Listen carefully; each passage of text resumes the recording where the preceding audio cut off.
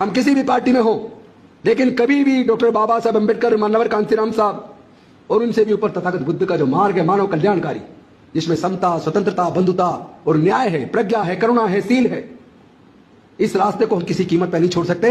हम लोग मर सकते हैं, लेकिन डॉक्टर बाबा साहब अम्बेडकर के विचारधारा के साथ गद्दारी नहीं कर सकते।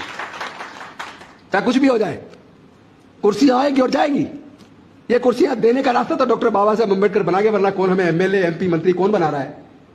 सारा रास्ता बाबा साहब का बनाया हुआ है, ये कोई हमने खुद नहीं कमा लिया।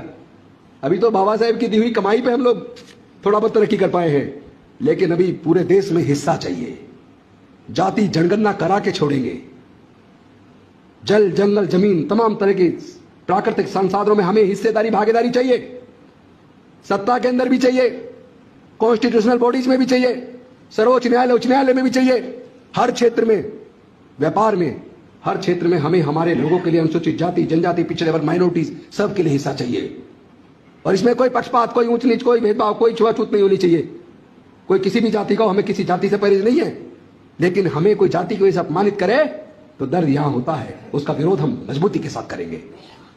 हम लोग रुकने वाले और डरने वाले लोग नहीं है। हमें तो खरीदने की भी कोशिश की गई, हमें इस तरह के भी ऑफर दिए गए रिजाइन करने के बाद मंत्री पद से कि आप राज्यसभा ले लो, आप राज्यपाल बन जाओ, हमारे साथ आ जाओ।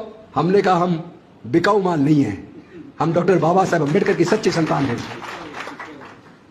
हमें डराने की भी कोशिश की, सीबीआई लगाएंगे, ईडी लगाएंगे, इनकम टैक्स लगाएंगे। मैंने कहा जितना जल्दी हो सके लगा के हमें झूठा केस बना के जेल में डाल दो। हम जिस दिन जेल जाएंगे और मजबूती से हमारे सामाजिक न्याय की लड़ाई तेज हो जाएगी। हमें मारने की भी धमकी दी।